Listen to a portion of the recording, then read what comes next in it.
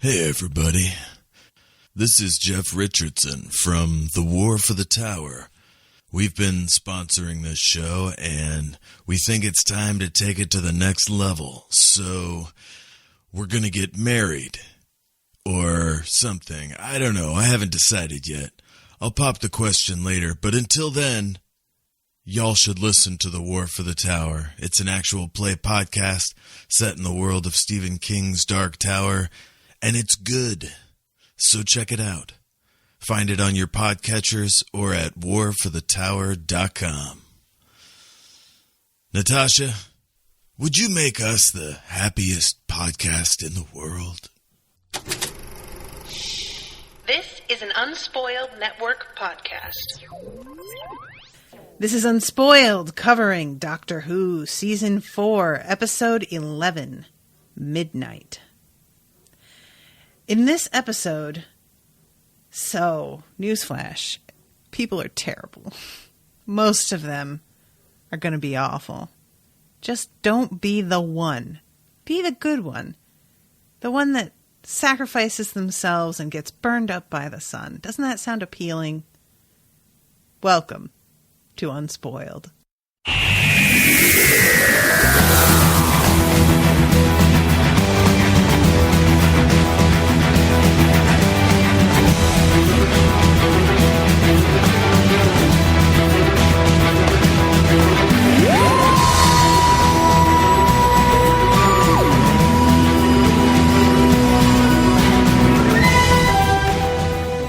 Welcome to the show, everybody. I am Natasha.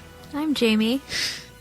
That's a terrible message to give people. Be the good one. Burn yourself into the sun. Let the awful people survive. Oh, God. You know, guys, it is... This episode is really bleak. I must say, though, I think this might be my favorite episode I've watched so far. Really? I fucking loved this. It was so creepy. Yeah. Oh, my God. And it being so fucking contained, it's like really claustrophobic feeling. Mm-hmm. I was just deeply impressed with what they were able to do with such a small space. There was no alien. There were no monsters at all this episode that show up. And I thought it was the most effective in terms of being able to get across real danger in a way that felt threatening, even though I'm not worried they're going to kill the doctor. You know, like, that's not on my mind that I'm actually, like, afraid for his safety exactly. But I was still worried for him. Yeah. And I think because he's usually the one who knows what's going on, the fact that he had no clue what they were dealing with and was so prepared to believe in the best of them when it is just kind of a sad truth that doesn't pay off a lot of the time. I want to believe in the best of people too, and I do tend to a lot, as much as I might put on a good show of being like cynical. I do try and give people the benefit of the doubt a lot of the time. But watching him really think that he's going to be able to appeal to their better nature and then being disappointed, and this happens several times, it's hard to watch. It's just him sort of like realizing that he isn't in a position of power in this episode the way that he tends to be in others. And I don't know. I found it really like disorienting and upsetting in a way that was sort of new for me while I watched this show. It doesn't get to me often. And this really fucked my head a little bit as I was watching it. I was just like, oh my God, this is really unsettling. So, yeah. Whoever wrote this one? Who wrote this one? I think this might have been Russell T Davies. This was... And I also feel like maybe, and this is, you all know, I love Donna, so it's no shade to Donna at all. But the fact that she wasn't around, I think, made it feel all the worse. Mm-hmm. Because of the fact that there is nobody to vouch for him at all. He just has to be able to rely on his own charm and his abilities, like, within that space. And he has the like sonic screwdriver, which he uses like in the beginning of the episode. But beyond that, where they are, there is nothing that he can really do to demonstrate that he has any abilities past what they all have as regular old human beings. Yeah. So he's just put in this sort of like weird position. Yeah, I don't know. I just really, really, really liked this one, even though honestly, it was like one of the sadder episodes, especially at the end when Donna is just sort of like joking around and repeats something back to him. And he's like, no, don't do that. Like, it feels like it really left a mark on him in a way that other experiences maybe haven't done. Imagine for him how horrible it must have been to be sort of stuck. He couldn't move. Mm-hmm. He couldn't stop this from happening to himself. So, like, being that helpless is not something that happens to him very often. Exactly. And then that little joke of, her repeating what he said or imitating an accent, other companions have done that too. Mm-hmm. Like to try to fit into where they are. And if Donna did it, I believe, when they were in Pompeii. Oh my God, she tried to do it with fucking Agatha Christie too. Do you remember the... Maybe that's where he did it, but he'll he's done it, I think, with Martha and Rose as well, where he's like, don't do that. And it's always sort of lighthearted. And so that's sort of a callback for the audience of like how serious this was for him.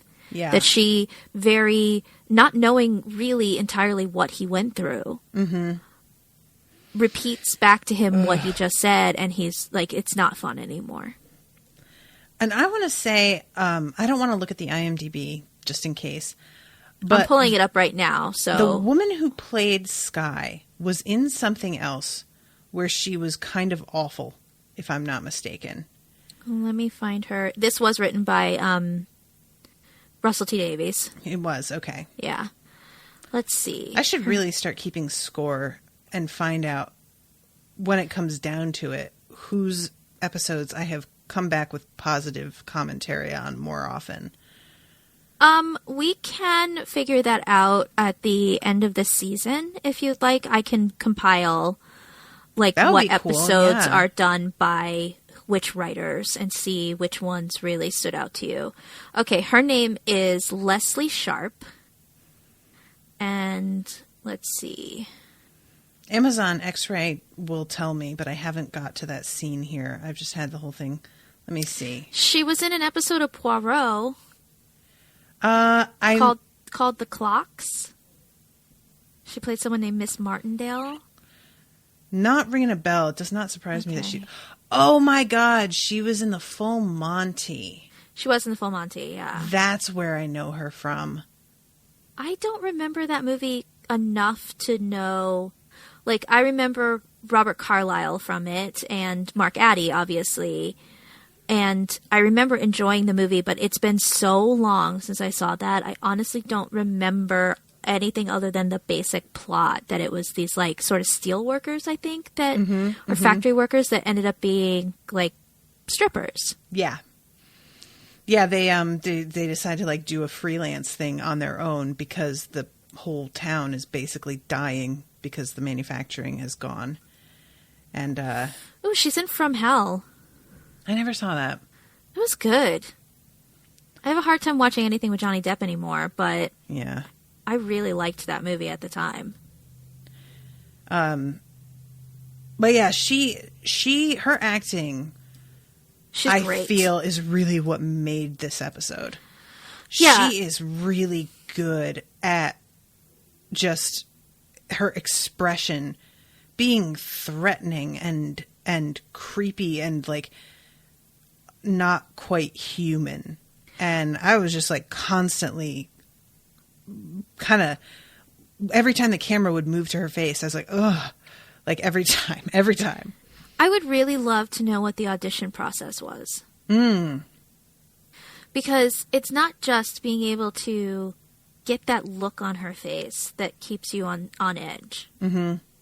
But the ability to match David Tennant's rhythms, and everybody being able to speak with them at the same time. Like, the skill involved in the acting in this episode on everybody's part had to have been so strictly choreographed and practiced. I can't imagine that they didn't have, like, actual, like, practice sessions. That was part, like, because I was wondering that a little bit later. Like, are they having her do this within the scene, or are they, like, there's a lot of moments where the crowd is talking amongst themselves off in the corner, and you can still hear her talking along with them in the background. And I was like, is she in the scene doing that, or did they have her do this separately? And, like, that's possible too. ADR it or something. I mean, you can see in, especially when it's the side by side with her and David Tennant where they're facing each other, they are speaking together. Yeah. But the other stuff very easily could have been that she went into a recording booth and recorded all of her lines so that they could be laid over everybody else's. Mm-hmm. I would like to think that it's like a play, though, and they were all doing it live, and that's honestly crazy. Even if they didn't actually do it that way, it 100% felt like that was what was happening. And that was part of what I think made this feel so claustrophobic. And I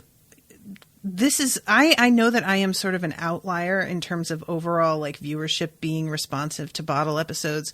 This isn't totally a bottle episode, but it kind of is. It pretty much is. But, like, a lot of people did not like Fly, the Breaking Bad episode. I don't know what their problem is. That was a great episode. It's super good, in my opinion. Like, it's really intense, and sure, certain plot lines don't get explored, but you sometimes just need time to stretch out and try something and, like, get a character to... And the moments of them all just trying to fucking talk to one another, and she's still in the background doing this, that for me was number one on the list of overall atmosphere being just, like, ramped up to 11. And I feel like, remember when I said another time that so much of the show, it just feels like people running up and down hallways in a panic? The part of my problem with that is that when you're just running around a lot of, like, sort of generic, like, steam factory hallways or spaceship hallways, is there's no time to establish a sense of place and really get an atmosphere going. Yeah. You kind of need to stay in one spot for that to be managed within a single solitary episode. And this, like, even if this wasn't the plot that was going on within this small space, you would have a pretty good sense of place because it's just this very small, like, little capsule. Adding her talking in the background from the corner the entire time just fucking hammers it into your head. She's right there. There's nowhere you can go. You can't duck into the next room and talk about it. This is it, my friends. And anything you say, you are going to be reminded every step of the way, every sentence and syllable, that she is right there hearing every word. And that fucked me up. Oh, I hated it. It was so creepy. So creepy! Oh, guys. This episode was very quickly written because they had another episode slated, but when Russell T Davies got the script, he thought it was too similar in tone to the Unicorn and the Wasp. It was. How did he think it was similar in tone? Not this episode. Oh. There was another episode that was written that was supposed to be in this place. Gotcha. And, like, instead of this episode. But when he got the script, it was sort of, you know, pastoral. It was that same sort of time period, I guess, or in the same type of setting. And he felt like it was too similar. And so he very quickly wrote this episode because they had a schedule. Well, and well done, sir. And then Donna being absent from the episode is because she was filming a different episode where she had a lot to do. And so this is, unlike previous seasons where they had an episode that was considered Dr. Light so that David Tennant or Christopher Eccleston. I don't think they did anything with Eccleston, but so that Tennant could have a little bit of a break because, you know, it's a lot of work to make this many episodes so quickly. Yeah. This one is the first time that it is actually a companion light episode that's just focused on the Doctor because Catherine Tate, just her schedule was too packed with the episode she was working on. Well, let's start then, because it starts off with her in the little setup, which is wonderful. Mm-hmm. She has finally gotten to go somewhere and just have a nice time. She's really wanted a spa day. It is so delightful. She's on this little, like, phone that I think it's brought to her, if I'm not mistaken, by, like, a concierge or something. Yeah, there's actually a little piece of trivia about that phone. It's, like, purple. It's clearly the handset of a wired phone due to the jack. You can see that on the bottom. Oh, my God, you guys. She was supposed to hold it upside down so no one would notice, but she didn't, and it didn't get caught when they filmed. So. What are you going to do? Yeah. I mean, I guess she could have held it up. I'm looking at it. I'm like, I feel like that would have looked weird because the mouthpiece isn't supposed to be the big part. But nevertheless, it's fine. I mean, you're in space. What are you going to do? Yeah. That's so funny, though. Whatever. It's rechargeable. That's his charging port. It's fine. So, yeah, he's calling her because he wants to go see these waterfalls that are literally made of sapphires. And I'd like to see that. I love the way this is all treated. It's sort of like they're both, at sandals. And he really wants to go snorkeling. And she is like, fuck that. And I can't help but wonder if when Owen and I go on our honeymoon, we're planning to spend some time in Bermuda. And I'm wondering, because I'm really excited about some of the activities. And he has not been showing the same enthusiasm. So I'm kind of wondering if at one point this is going to be us. I'm going to be like, let's go do the thing. And he's like, I really just want to be at the pool, please. I'm like, fine. I'm just going alone. I'm afraid if Jason and I ever take a vacation where activities are required that aren't like going and seeing a historical city or checking out museums, that I'm going to be the one that's like, I don't want to go to the beach. I mean, and this is the thing, is that I say that, and I may very well wind up agreeing with him, because there are so many times where I have all these big plans for a trip, and then on the days, I'm like, that happened when we went to Orlando. I had all of these plans, and then there was one day where I could tell everybody else was tired. I was exhausted. And I was like, guys, how about we just cancel this thing we plan to do and have a free day? And everybody was like, yes, please. Yeah. I wound up getting a migraine and staying in my room all day. But what are you going to do? One of my employees just recently, last week, she went on a cruise with her family. They went to the Bahamas. And she got back yesterday. And I was like, how was your vacation? And she's like, I'm so glad that I got yesterday's shift covered, because I would not have made it. I would have been like just too exhausted. I was like, you needed a vacation from your vacation. Mm-hmm. It happens Traveling is so fucking often. draining. Yeah. I've learned my lesson from too many times where I would go out of town for a couple of days and then come back and go to work the next morning. Ugh. To not do that anymore. Now I give myself a day to recover. At least a day. Yeah. When Owen and I were taking a little jaunt camping, I recommended to him, I was like, babe, you should really take like an extra day past when we're supposed to get home and take that day off too. And at the time he was like, why? I was like, you're going to be really tired. I promise you'll be glad you did it. And he was like, okay. But I was like, I kind of laughed. I was like, you'll see. And it was the camping trip where everything wound up going wrong. It was like he would have been tired and wanted that day anyway, but it wound up being extra true, because so much went terribly wrong. And ever since then he has started to take an extra day or two at the end of trips.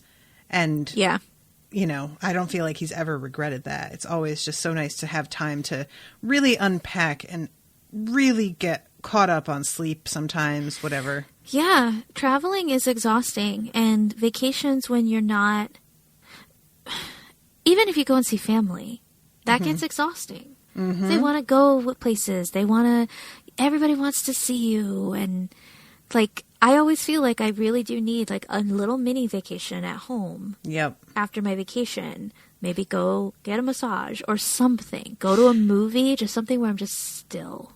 I was just listening to an episode of Complete Guide after they went to Yosemite for a vacation, in which both of them, they went with like a group of like 8 friends to camp and hike, and they were really unprepared for how hard it was going to be, and came home so exhausted and wiped out that they like were like, I wish so much that we had made the trip shorter. Like it was just, yeah. So this moment of her like lounging by the pool and getting like waited on and the whole thing in her robe, it's just really lovely to see her getting a bit of this, because I 100% would be wanting some of this mixed in with all of the adventure as well. And It's funny to me that none of the other companions so far have seemed to be interested in treating anything like a spa day or a vacation day. They have the energy of youth. I suppose that's true, yeah. Donna's a grown woman who is like, you know what I need? A pool. And he's telling her this enormous jewel the size of a glacier reaches the cliffs of oblivion and then shatters into sapphires, and then they fall in 100,000 feet into a ravine. And she says, I bet that's what you say to all the girls, which I found really funny. And he tells her that it's only 4 hours, but I didn't really catch until she said that. 4 hours one way. I thought that was like the entire duration of the trip, and I was like, well, that's not bad. But when she says, yeah, each way, I was like, oh my God, no, dude, what are you talking about? And she's also, adding to the idyllic look of this, she is alone at this pool too. Mm-hmm. It would not actually be like this if you go to a resort. You're never going to be the one at the pool. Yeah. But yeah, she's got a real nice setup. I do not blame her for not wanting to walk away from this. So he says that when he comes back, they can go to that anti-gravity restaurant with bibs, which I'm just like, oh, that does not sound awesome. I stain my clothes all the time so much anyway. Don't even play. Well, maybe with anti-gravity, that wouldn't be as much of a problem because it's just going to float up. Maybe, but if it's floating, unless everything is like a very solid piece, like a piece of steak, you're not going to know precisely where everything is in space at every moment. Yeah, and you're like true. leaning forward to try and eat something, and there's just some gravy just floating, a couple of droplets there. I just picture, I'm not like a Simpsons aficionado like Owen or Rashawn, but I know that there was some episode, I think it was a dream Homer was having, where he was like floating around and just going, like eating food as it flies by him. That sounds right. That's what I picture. So she tells him, you be careful, all right. And he says, taking a big space truck with a bunch of strangers across a diamond planet called Midnight, what could possibly go wrong? And then we cut to credits. So I guess this whole planet wasn't going to be part of the original script then. You said it was pastoral, No. so okay. Yeah, no, nothing about this. They weren't connected in any way. He didn't like take an original script and change it. He wrote an entirely new script. Cool. Huh. Okay. So we go to all of the people who are loading onto the space bus, as he calls it, and there is a stewardess, a hostess, who is handing out earplugs and earphones and peanuts and slippers and something for vid games and a juice pack. I mean, she just hands him like a shit ton of stuff. And at this point he says something about, I can't wait, allons-y. And she has to stop and be like, what? And he says, that's French for let's go. And she says, fascinating. Which just, damn. Recently, a friend of mine came over to hang out with me and Owen, and she got really stoned and didn't realize it. But anytime any of us would make a comment about the show we were watching, or really say anything, she would respond in kind of a deadpan with total sincerity on her part, but she didn't understand that that's not how it looked to us. That's interesting. And let me tell you, when somebody just keeps doing that throughout like an evening, it really starts to feel like shade. It really starts to just be like, wow, Sam, okay, I get it. You don't give a shit. Fine. And it was so funny because she clearly didn't realize she was doing it until I mentioned it. And then from that point on, she would say, that's interesting, automatically. And then she'd stop and look at me with this like really guilty expression and start giggling hysterically because she was like, I didn't know I was doing it, but now I hear it and I can't stop. So, yeah, that's interesting. Moving on. So this fucking professor sits down. This guy is the worst. He was in an episode of Midsummer Murders, and he played this creepy teacher who fucks a student. And I just feel like he's getting typecast now as like the creep who's like a dick. It's funny because he is the son of the man who played the second Doctor. Is he? Yeah. Huh. It's weird how much like, I guess that's what happens when a show's on for fucking ever. Yeah. But there's so much like cyclical stuff with the casting and the people involved in this show. I'm positive a lot of it is intentional. Yeah. You know, like if they're actors themselves, like wouldn't it be a neat nod? Like let's get Georgia Moffat on, who is the daughter of the 8th Doctor, or right. His name is David Troughton, and his father was Patrick Troughton, who played the second Doctor. Troughton. That's a shame. So he is here with this young woman, and let's see. His name is Professor Hobbs, and her name is Dee Dee. Yeah, and Dee Dee. We find out that he is like... We find out later, he does not take her seriously at all. But there is a lot of evidence to show that she is much smarter than he is. Mm-hmm. And he is very quick to just like shit all over her the second that he needs to like put her in her place. And it's like he leans forward and starts talking to the Doctor. Mm-hmm.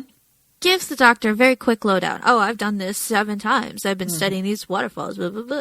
Mm-hmm. And then as soon as she's like, hi, I'm Dee Dee, and I blah, blah, blah. And he's like, don't bother the man. Mm-hmm. Like, he just belittles her constantly because he's... Okay, boomer. Like, he's an old guy who doesn't value other people's opinions, and especially not the opinions or expertise of an intelligent woman. Mm-hmm. She got this job because she knows a lot of stuff. That's probably why she applied for it, but what he wants is a secretary. Yep. Like, yeah, and she's sort of holding out for like the day when she'll be more involved with the actual research. And it's pretty clear that if she wants that, she's going to have to find somebody else, because that's not happening with this guy.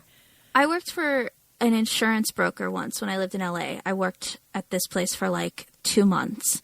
I had done a lot of assistant work in offices at this point, and I was very qualified. This old man who hired me basically wanted me to type his memos, you know, do his filing, and would buzz me to his office so that I would get him water.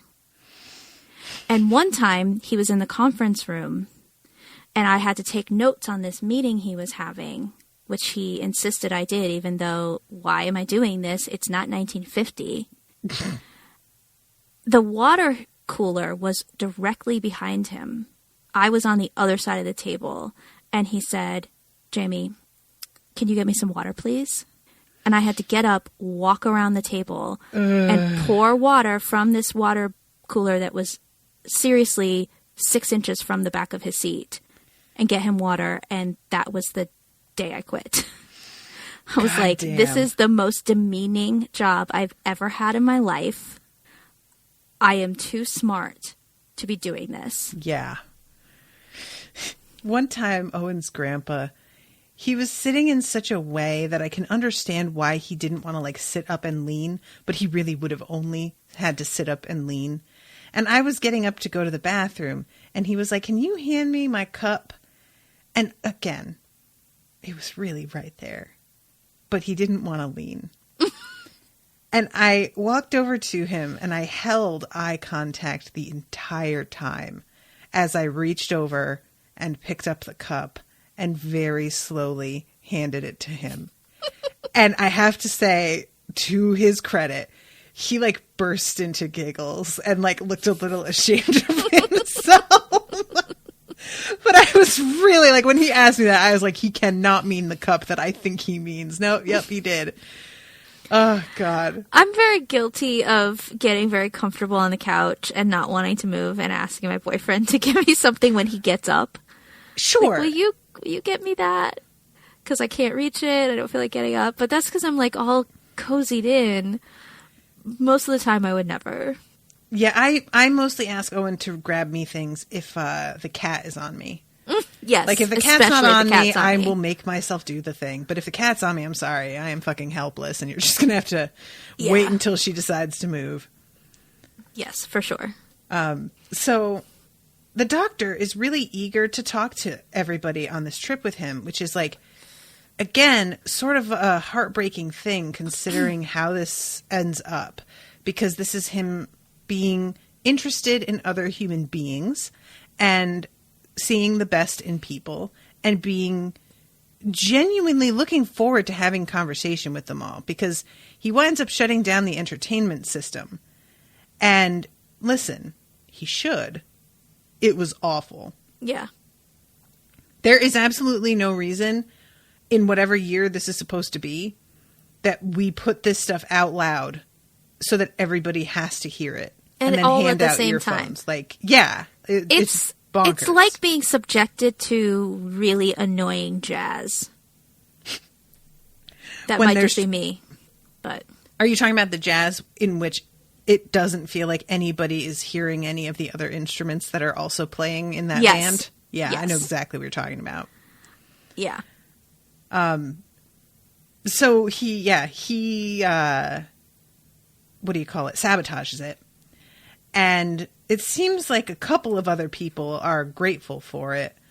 But then there's the question of, well, then what do we do? Because there's 4 hours ahead of us.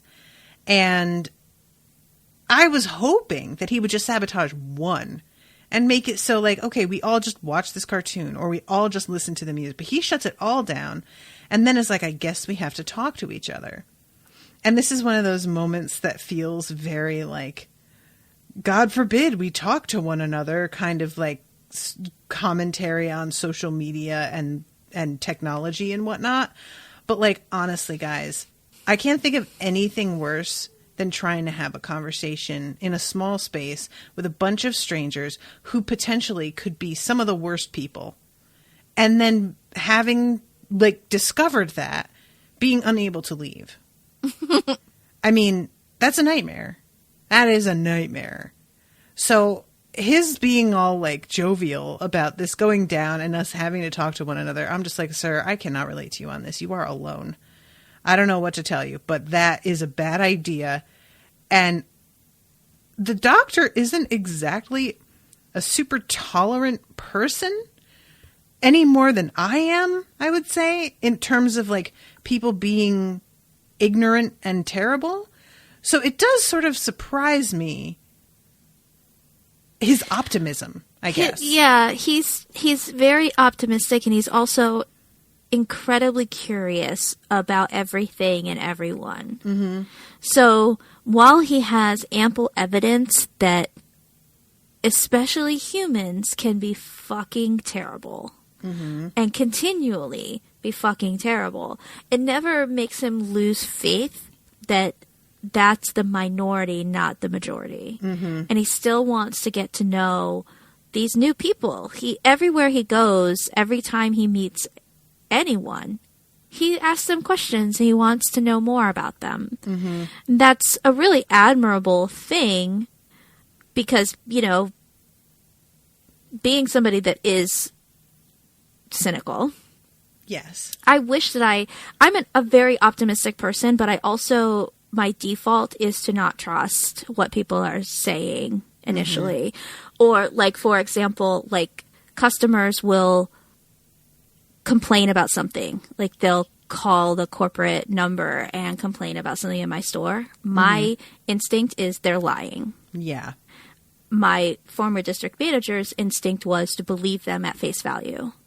Most of the time, they were exaggerating. Yeah. And so I find that, like, I need to not immediately think that people aren't being truthful, but there's so much evidence that people are not. Mm-hmm. Mm-hmm. And I like about the doctor that despite knowing how terrible everyone can be, he gives everybody the chance to not be. Yeah. Yeah, I mean, and the thing about, like, wanting to believe the best in people is it's you are giving them a fresh chance every time they meet a new person. Really, they get a fresh chance to decide how they want to be and who they want to be right now. Yeah. So there's a generosity in that, you know, that I understand and I respect. And a lot of the time my sort of go to, and this may come across as condescending, but I think you guys will understand what I mean. My go-to attitude when somebody is telling me a thing that I do not believe to be true, my response is often, I'm sure they think this is true. Because people are so good at deceiving themselves. Mm-hmm. And really, when it comes down to it, in a lot of situations, what's actually true doesn't even matter. It's what they think is true and what they perceived to have happened. And you have to deal with what they perceived and not the actual truth of the thing, because you cannot go and convince them of that part. And that's what we're dealing with on a large scale. Exactly. Right now in this country and the world. But then I started to, like, as this climate has gotten worse, I started to realize, like, maybe they don't actually believe this. I think that a lot of people are fully aware that this is, like, and by fully aware, I mean deep in their heart, they know better. And they have just decided that that's not going to benefit them. So they are going to believe precisely the thing that they decided on believing. They made a choice to go with one narrative over another.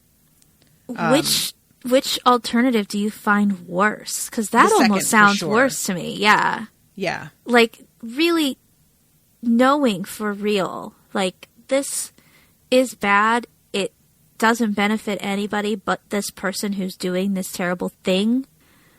But I benefit from it too, so I'm going to jump on this bandwagon is horrible. Mm-hmm. Mm-hmm. And that's part of what's so difficult about where I am right now in my headspace with all of this that's happening is, like, when you are able to tell yourself people don't know any better and they just need to be educated, it gives you a feeling of some sort of power and hope. Mm-hmm. But when you start to feel like, no, they know better, they just don't care enough about other people. Yeah. To make an effort to do anything other than what's always been. That's when I start to fall into, like, wow, I don't know how to cope with people who genuinely do not care about other human beings. I felt that just today. So far you can go with that, you know? I read something, or I scrolled past something, honestly, on Facebook. Some Trump rally recently where over 100 people were wearing T-shirts that said, read the transcript. As if the transcript wouldn't give them the actual fact of what is happening with this whole whistleblowing Ukraine thing. All the truth is right there. Plus, Trump has basically admitted to it. Mm-hmm. And yet they think by wearing a T-shirt that says read the transcript, that means that the people against him have not. Mm-hmm. So, like, well, take your own advice and read the transcript. And then I thought, well, they could read it and still think it's all fake. 100%. Like, they've decided. Get moved the second that things don't line up with what they want to believe. Like, there's so much, like, overwhelming evidence about so many things that are wrong, that this person has done wrong, that his people have done wrong. And if anyone else had done any of these things, they would be, like, wanting to burn the White House down. Mm-hmm. But because he somehow, and they don't benefit from anything he's done. No, that's what's so puzzling is it seems like they believe they will, and they're banking everything on this like fantasy that they have. It's just I went from in like a probably 45-second span being annoyed to being frustrated to getting angry to being like, fuck it, I can't, and just scrolling past it. Yep. Like, I can't let this make my stomach go into knots, trying to wrap my head around how you can twist everything to fit your own false narrative when all of the evidence and the truth is in your face. Like, how can anybody be so willfully ignorant? Yep. And knowing that they're probably not ignorant, but they think that they're benefiting from this white supremacy, which they are, that they're just like, fine, this is fine. I mean, I wrote a status about this the other day about how a lot of right-wingers, they comment about us complaining that we're not making enough money with the fact that we should go to school and do something different with our lives. And then we go to school, but we wind up with debt, and then they blame us because we should have taken a better major.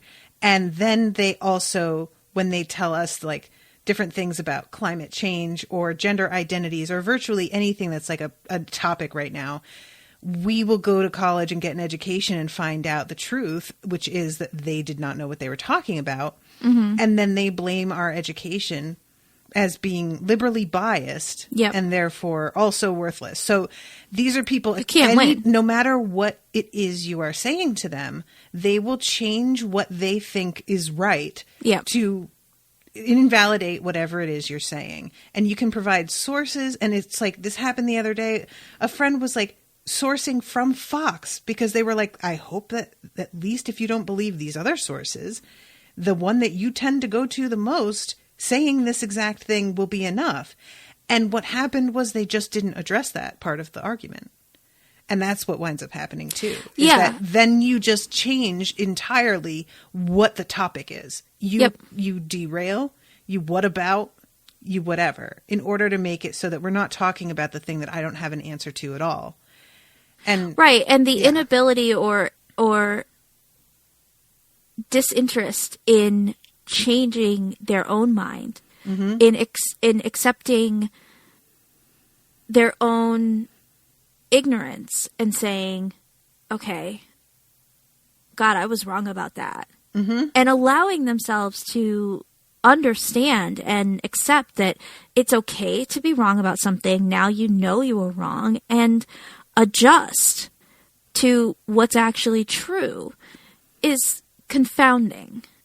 The thing is, and I'm not excusing them at all, and you all know that, but I will say, as somebody who has recently had my eyes open to just general disparities between the way that people of color are treated, the way that women are treated, the way that people from the LGBTQ community are treated, and has started to trace the roots of that back and realize how bad it is, how entrenched it is, and how stealth it can be and internalized it can be, and who has started to cover more and more pop culture media that is drenched with a lot of it, and must make a conscious choice to set aside my feelings on certain things in order to enjoy something that otherwise would be very difficult.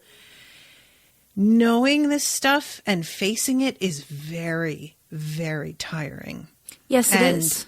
I can understand the impulse to want to bury your head in the sand when somebody begins to pull back that curtain a little bit, and what comes out is like pure human shit. You want to yank that curtain back and pretend you don't know it's there. But tough. Yeah. You know, really when it comes down to it, knowing is the very least you can do. And so that's why I really feel like it comes down to people in their hearts. They know better. They really do.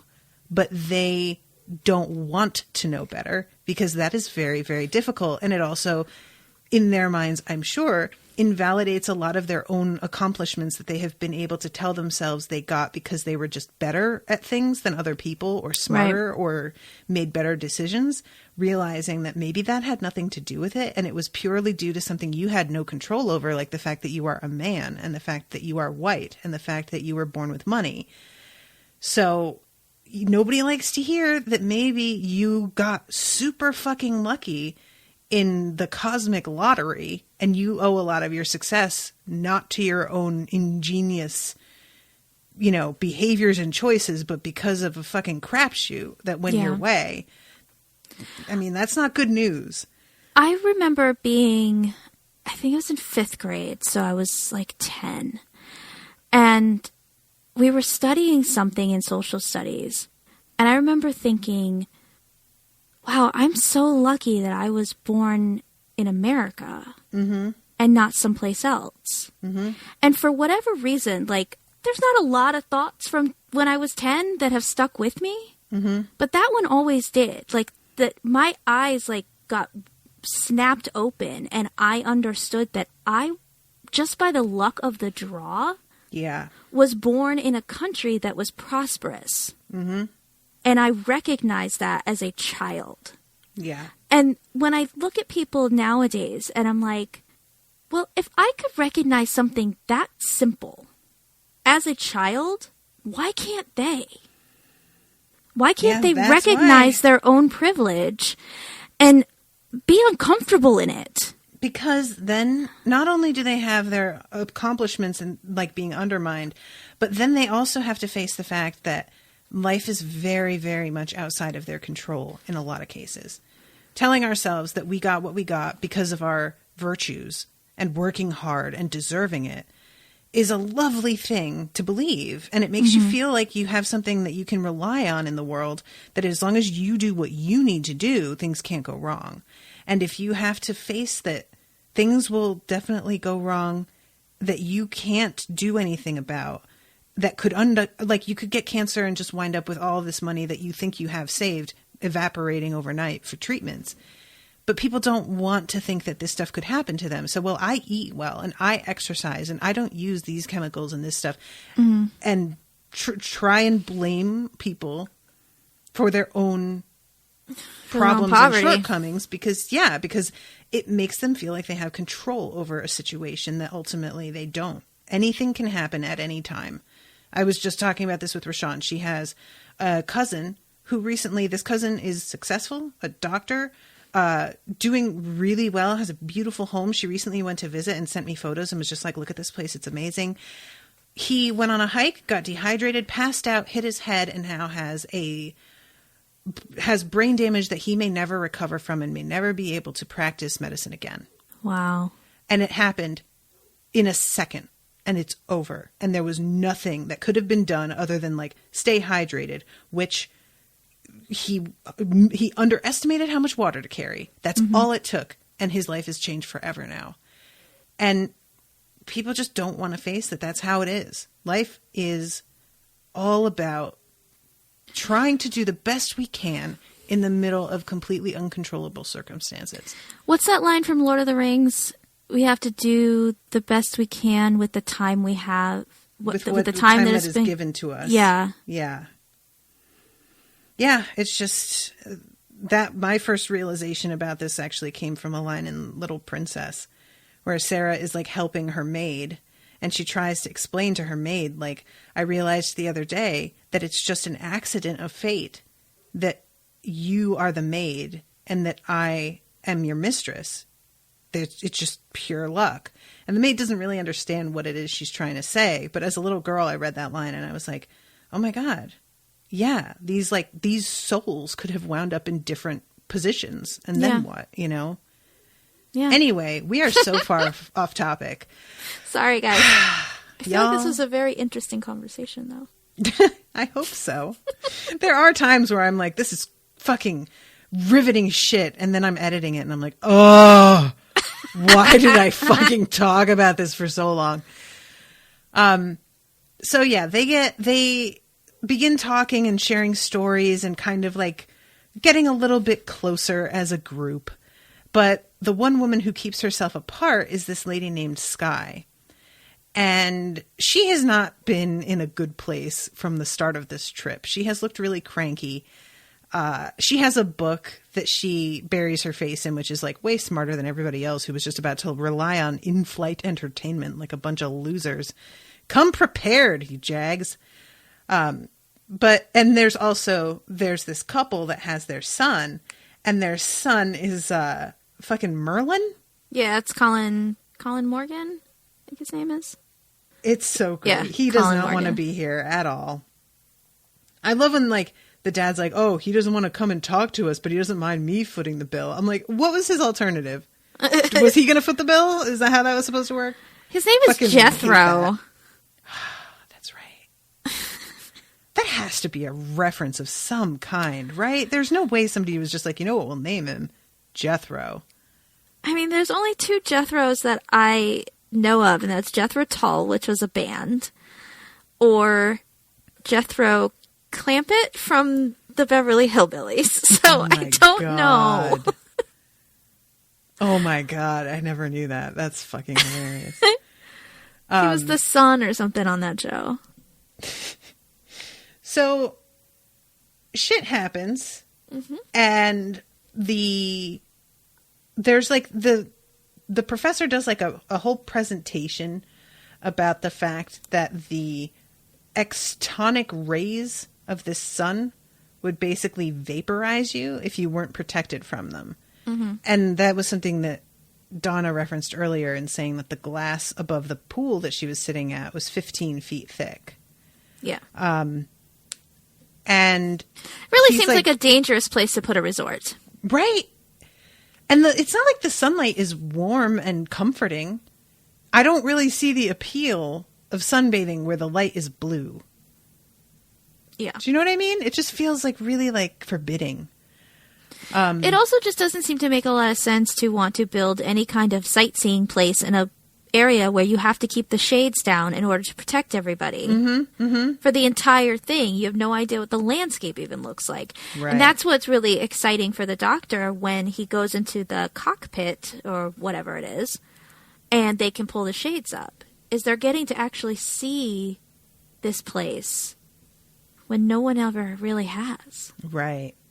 Yeah, because that's what he's saying is that the fascinating place about the history of this, or the fascinating thing about the history of this place is that there is no history. There is no living thing that has ever been here. The entire system is incapable of supporting life, and no one had come here in all eternity. Yeah. No living thing. And he says this with such confidence. And one would really think that by this point in history, scientists would know better than to think they know what any living thing is capable of. Like, well, it's like pretty much proven in a lot of cases where if a place can sustain life finds a way. Get the fuck out of here. You're fired. Sorry. I really was being serious about life finds a way, but then I realized I was quoting Jurassic Park a little bit. Yep. But it's true. Like, even in the depths of our oceans where things should not be able to survive, there's life down there. They come out of the, like, little, like, heat vents in the rock. Yeah. It's crazy. Yeah, there's, like, amoebas and bacteria that live in, like, magma that's like, 200 degrees Fahrenheit on the surface. And they're in there. They take tests and they found we know this already right now, that things that shouldn't be able to sustain life often do anyway. And you would really expect somebody at this point to know that you can't make that kind of statement unilaterally and not look like a fucking arrogant liar. Or, at the very least, a bunch of people, humans, I don't know, aliens decide there's this planet out there, completely undiscovered. There's limitations, but we're going to lower an entire resort onto it. Yep. And make it a vacation spot. Well, now you have introduced life. And so Now the variables are different. Right. We have... Everybody has, like, mites and stuff on them all the time. Well, what if that ends up in a piece of fabric and then figures out a way to multiply by adapting to its surroundings? Well, now there's life on this planet. So you can't say there's none, it can't sustain it, because you've given them a biodome. Yeah. So he says, I've been on this expedition 14 times because they come to a stop. And he's like, it has never stopped, ever. There's no reason for this. And meanwhile, the poor hostess is like trying to keep everybody calm, but it's not like she's actually got any power. You know, she can't change what's going on. And it's sort of a weird thing a little bit later when Skye like yells at her about how you're the hostess, you're the one that's supposed to do something. And I'm like, is she? Because I feel like keeping you all calm and waiting for help to come is pretty much what she's supposed to do. Yeah, that's and y'all are her refusing job to comply with that. So that's really kind of out of her hands at this point. Yeah. So yeah, this begins this thing where the doctor goes up into the front cockpit and talks to the two captains, pilots, whatever. It's the pilot or the driver and the mechanic. Right. And they are giving him a bunch of like, oh yeah, it's just this, and this, perfectly routine. But he like knows the type of engine that they're using, and he's like, yeah, no, that's not a thing. Tell me the truth, because I'm not an idiot. And he realizes that, like, you know, I'm going to take this opportunity to put the visor up, because the guy's like, well, we'll get burned alive. And he's like, yeah, you get a couple minutes before that happens. Like, go on, just give it a shot. And they do it. And the poor fucking mechanic keeps seeing something that they are missing. And the doctor believes him 100%. And is just like, where was it? But he can't spot it. And he sees again just as it's about to seal. And I really enjoyed this, because there is nothing more irritating than seeing something and everybody else around you keeps missing it when you're doing something like this. So I just love the way this was done, because they don't even let the viewer see and let us know, like, oh, the doctor missed it, but you saw it. No, we don't get to see it either. I was looking. I was like, I've seen this episode a bunch of times, but let me really study that. Instead of watching the actors, I'm going to watch the background and see if I can see something. And I didn't see anything. Yeah, I thought it would be like a shadow or something, but I didn't see any movement. I feel like I might have even said on this show before, some of, in my opinion, the scariest monsters out there, and the scariest, I think we talked about this with like Blair Witch. When you don't see the monster, when you don't see the threat, that fucks me right up, because it could be literally anything. And I will create something far scarier than you will, almost guaranteed. Couple exceptions. There was a moment in the Dark Tower where they're being chased by something down a hallway and there is no light. And they are starting to get injured because they're just sprinting through total darkness trying to get away. And finally, one of them manages to light a flare. And they turn around and there is this thing behind them that is just covered in eyes. And I will say, worse than what I was thinking. Did not care for that at all. So, you know, Stephen King, the exception. All right, then. But I was really concerned throughout this episode that at some point this creature would be expelled from someone's body and we get a look at it. And I am so happy that didn't happen. I can't tell you guys enough how key that is to me for making this as unnerving as it was. We just still don't know what it was, you know, and the doctor doesn't either. He didn't get a measure of this thing. Yeah. And it nearly killed him. Like, that's gotta fuck with him. Ugh. I don't like it. So, yeah, this dude spots a thing. Nobody else seems to see it. He goes back in and tries to, like, reassure everybody that everything is fine. Skye is getting very agitated because she's on a schedule. And she had told the doctor earlier that she had been dumped recently by her girlfriend. And there's a moment after this pounding that happens on the walls where she says something like, she told me she was going to get me. Do you remember that? No. All right, I'll get there because I'm ahead of myself. But I noticed this and I was like, wait, what does that mean? And I might have misheard her, but I don't think so. So yeah, they're all sitting there and they're talking about like, you know, how long is it going to be before somebody comes here? And the professor just asks in a very like reasonable tone, well, how much air do we have? And the fucking mother takes this up as like a chant, basically. Are we going to run out of air? Are we going to run out of air? And it's like another piece of proof that Dee Dee is smarter than him because she's the one that's able to explain, we won't run out for 10 years. We'll be fine. The professor should know that, but he doesn't. It's Dee Dee who knows this. Well, and it's partially because she's an expert on vehicles because her father is a mechanic. Right. So finally the doctor just has to yell for everybody to shut up. And she explains that they aren't going to run out of air. That's not going to be a problem. They just have to sit tight and wait for this thing. And then all of a sudden there is a pounding on the wall of the bus. I'm going to call it a bus from here on out. Does that work? Yeah. Because I feel like that's really kind of, this feels like one of those charter buses that has like the TVs and stuff. But so it's like nicer than a regular thing, but it's not like super like high tech in any way, except for it being shielded the way that it is. And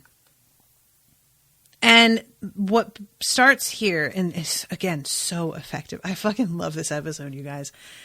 This sound comes and it's like initially, oh, maybe it's the metal settling because it's cooling because we've stopped.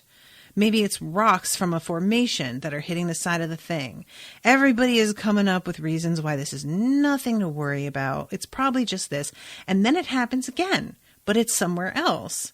And it continues like this, going down the side of this ship until it is at one of the airlocks. And everybody at this point is really accepting the fact that there is something out there. Except for the motherfucking professor who keeps insisting that this is impossible. Guess what, dude? It's not, apparently. Like, you need to let go a little bit. And it finally comes to the other airlock. And one of the guys, like, knocks on it to prove that it's very thick and they are perfectly safe. And then knocks up to then had been 2. But when he knocks to prove this, he does 3 and walks away. And then all of a sudden, what comes back through is 3. And everybody stops and is like, what? Because it was easy to try and be like, well, who knows what this is? But it's probably not alive until it adapted what it was doing in response. And now we have to assume that this thing has some intelligence. Mm-hmm. And I love this moment. Everybody's acting and this is so good. Like, they are so good at just being like, what the fuck? And there's like, also, and I don't feel like I really mentioned this off the top, they are very restrained with the soundtrack this episode as well. They just let the enclosed, muffled sounds of all of the dialogue be what it is. And they don't try and ramp up drama with music really at all. They let the sound of this knocking just stand by itself. And it really, really does work so well. So at this point, everybody is really starting to get very agitated. And Sky especially is starting to lose it. And she says, don't tell me that thing isn't alive. It answered him. And the hostess is coming and telling everybody that they need to sit down. And this is when Sky really loses it and screams at her, you're supposed to do something. Which genuinely, I want her to say, what should I do? I want her to answer back to her. Just like, give me something that you think I should do. Sincerely, I'm listening. What do you suggest? But they get distracted again by continuing to knock. And yep, here it is. What's that noise? She said she'd get me. Stop it. Make it stop. Yeah, she says that. Okay. She said she'd get me. Now, is this Rose? Like, Is what Rose? Rose, does she show up on the TV in the background at one point? Yes. Okay. I was like, did I imagine that? And I didn't stop and rewind. But like the way she says, she said she'd get me. I'm like, is she talking about Rose? No, I think she's talking about her ex. Her ex, right? That's what I wife, thought as yeah. well. She said she'd get me. Yikes. Yeah, That was a I bad missed breakup. that in the dialogue, but these notes actually say she becomes hysterical, remembering a past threat her partner made to her during the divorce. Gotcha. Okay. So it was a divorce. I was assuming it was just a breakup, but it was a legal thing as well as a relationship thing. Mm-hmm. Yeah, no wonder she's so unhappy right here. So yeah, she's the one that begins to really like get the most upset and starts shouting at all of them. Why are you all looking at me? He's the one that's making it worse. It's his fault. Why couldn't you leave it alone? Stop staring at me. And I sort of think that it's a combination of her like being separated physically from the group, but also her mental state at this point. Yeah, it's like it's attracted to her heightened hysteria. Yeah, there's like the hysteria and the paranoia combined are sort of like exactly the opening that this thing seems to need to get in there. And it's an interesting moment here because like she says this and she's saying, it's coming for me. It's coming for me. And all of a sudden she screams and the whole ship moves and there's like a dent that happens on one side where the wall like juts in, but there's no hole. It's like this thing, it's weird. It's like it has a physical effect on its surroundings to a point, but not enough to really need space to come through the way that we would need space to come through. Yeah. You know, I don't know. I kind of like that there's like a bit of physicality to it, but not enough to really help us in any way, you know? Well, and it rips away the driver's cabin. Right, yeah. So like it maybe doesn't have physical form itself, or clearly doesn't, but it can still manipulate physical things. Objects. Yeah. Yeah, And it's so almost maybe like it doesn't if it builds need up a enough hole. force that it's able to do, you know what I mean? Like, Yeah. it's really interesting. I really hope that we don't see this thing again and have it revealed what it is. I just love so much that we don't know what it is. I really, really love this. So the fucking whole thing like tips this way and that. There's sparks flying. Everybody's getting fucking tossed around. It's really like alarming. And of course, at this point, I'm thinking that this thing is going to appear here, but it doesn't. It seems like she's just crouched and recovering from this panic that she had been in. I gotta tell you guys, this fucking freaked me out so bad. Y'all.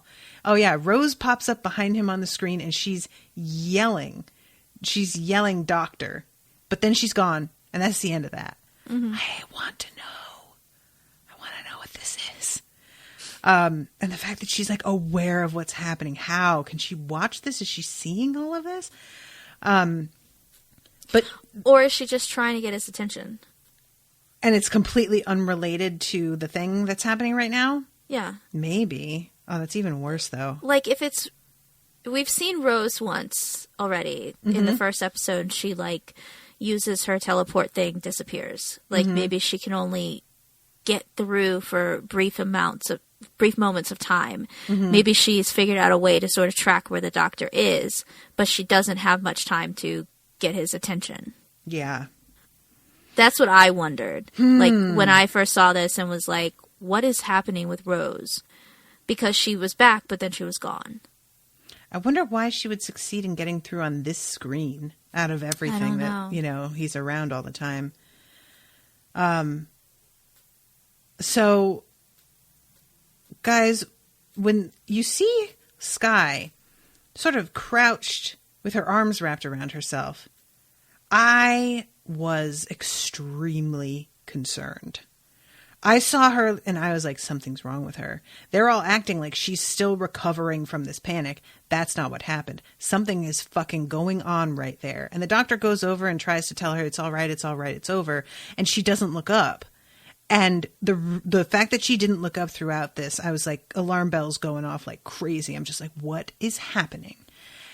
When he tells her to look at him and to turn around, y'all, I didn't know what to think. I figured her face would be changed. I figured something physical would be evident. And I was dreading it. I was dreading her turning around and her face being fucked up, maybe made of sapphire all of a sudden. Who the fucking knows? Like, I all these like weird different ideas were going through my head. I was like, what if her face is just gone? You know, like I don't know. Well, somehow, the fact that nothing was changed was so much worse. Yeah, it's way it scarier. Was so much worse.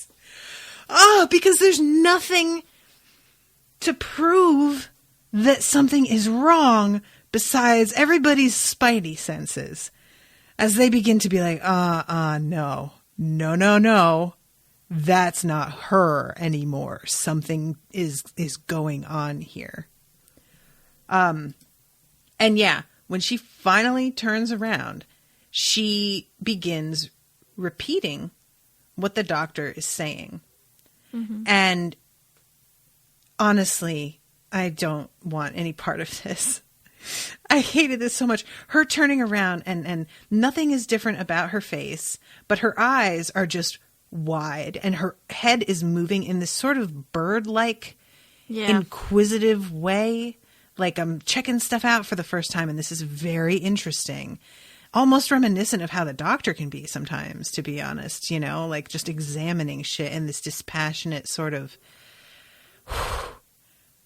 So she begins to repeat and everybody else very rapidly is over it and does not want to like any part of this and begin to talk amongst themselves about what it is they are going to do. And all of a sudden, there comes a point where, as they're in the back, she has stopped repeating, and nobody else seems to notice. It's when the lights go on again, and she isn't repeating every time they talk. And I was like, why did that stop? What's going on? The only people who notice are the doctor and Jethro. Jethro. He's the only other one who seems to realize, like, hey, she's not doing the thing anymore.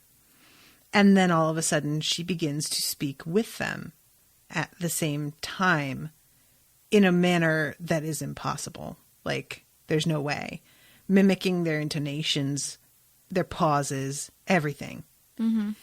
It is just awful. And they don't know what to make of this. And of course are assuming the worst. And what happens now is we transition from what is she doing to we need to get rid of her. Yeah. And the doctor isn't here for this at all. But pretty much everybody else is. Like, he's kind of standing alone after a moment there. There's a couple people who like make these very weak sort of protests, but it's clear that they know they are in the minority and they are not intending to like make some grand stand against this. They want it to be known that they didn't agree to assuage their own conscience, but they aren't going to like risk themselves on behalf of this woman. And what's funny is the first person who says this is the hostess. And she winds up being the one who actually puts her money where her mouth is in the end. She's like, I believe that we should throw her out there so much that I will go too. That's how much I think this is the right thing to do. But initially, the doctor is not interested in this part of the conversation. Like, he is just appalled that anybody would suggest this in the first place. And then the rapidity with which everyone else begins to agree that this is the best course of action. He's so fucking horrified. And you could see just the disappointment as well, you know? Just like, God, I really thought you guys were better than this. And he tries to tell them that they're better. And I'm like, cite the evidence, sir. Well, what do you got in your pocket there to suggest that they're better than this? Honestly, tell me anything. He just wants them to be. He really wants them to be better than this. So... He has way too much faith in humanity. He does. Especially when we get into smaller groups like this. Mm-hmm. It's... Yeah, because if humans are predictable in any way, it's that they will follow the herd. Mm-hmm. Mm-hmm. Yep. So in a small group, it's really easy for everybody to just band together. Mm-hmm. And the bigger your groups get, the more likely it is that one voice will attract some and another voice will attract others. Yeah. But when it's a handful of people and there's something that is perceived as a threat, humans they go straight to kill it. Mm-hmm. And most people are more comfortable with following, especially in a panic. That's true, yeah. And you would really think the doctor would know that, considering the different time periods that he's been able to, like, experience. Yeah. He has to have seen some horrible shit. And, I mean, we love a good witch burning right here in America. You know, that's something that historically has been a frenzied sort of... Yep. It's just people getting overcome with this need to lash out and figuring out a method to do it. And it's not ever about what it's about. But anyway, so she begins talking with them. And this really seems to like get to everybody in a way that the repeating did not, which is understandable because it's like borderline mind reading at this point, you know? And he's asserting that this is the second stage, that there is probably something else coming, and is trying to guess what that could be. And once they start to suggest that they throw her outside, he decides that he wants to go and try and reason with it and tell it that if there is something it's after, if it wants consciousness or life, that it doesn't need to steal it, that it can just work with him and they can figure something out together. And he is in the middle of this sentence when he begins to say, "Do we have a deal?" And she says that first. And everybody like takes a step back and is like, what the fuck? And it should be noted that by the time he gets around to talking to her like this and trying to make a deal with her, everyone else is beginning to assume he is in on this somehow with Skye, that they both came separately, and that's not normal. So clearly they must know each other and have like been doing something with one another. There's a gleefulness to him that they all know, which, I mean, I've said this before. And they all find that to be very disturbing. He says something about humans at one point, which sets him apart from everybody and makes them all like note that in particular. Just a lot of things that he has said or done. The hostess also points out that they both bought tickets last minute. Right, yes. Everybody else booked ahead of time. So, while I don't know what it is these people think he's up to, that's not really what matters here. Right, and another human trait is finding a scapegoat. Mm-hmm, mm-hmm. So this moment where she is speaking ahead of him, it's like they all seem very flipped out by it, but at the same time, a couple of them say, "See, they're together." Which I'm like, I don't understand why this moment makes you think that this is proof they're together. This doesn't mean anything of the sort. But they take it that way. They seem to think that, well, see, there it is. Obviously, they must be in on this, like, with one another. Why? What do you guys think he's trying to do here? And as she begins to speak ahead of him, all of a sudden she starts to really speak ahead of him. Like a full sentence with a delay before he can repeat back. And she begins to stand while the doctor is shaking. You can see him panicking, trying to move, and he can't control. Like, he's repeating everything that she says. It's no longer his sentences that you know what I mean? Like, she's saying things like, you know, about how she had been scared, how she couldn't move. Like she's talking about her experience, right? And he's repeating what she's saying. Like, she's trying to get their sympathy. Like, I had no control. I was just stuck there. Ugh. She says, yeah, couldn't breathe. Was one, dislike. So, the mom, Val,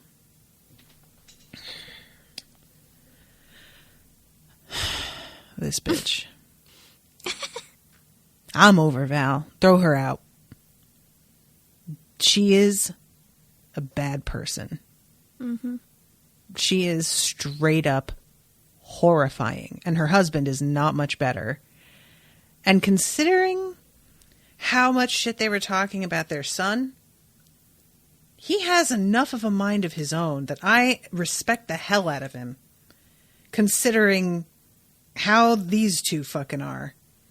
That he has managed to come out the other side and still retain enough fucking sense to piece together some critical thinking here and there. Because Lord knows he did not get that from them. They begin to absolutely fall for this dumbass line that makes no sense, which is the assertion that Skye is now back and the thing leaped from her to the doctor. Dee Dee is like, that is not what happened. And they're like, we saw it with our own eyes. Bitch, shut the fuck up. No, you did not. You saw nothing.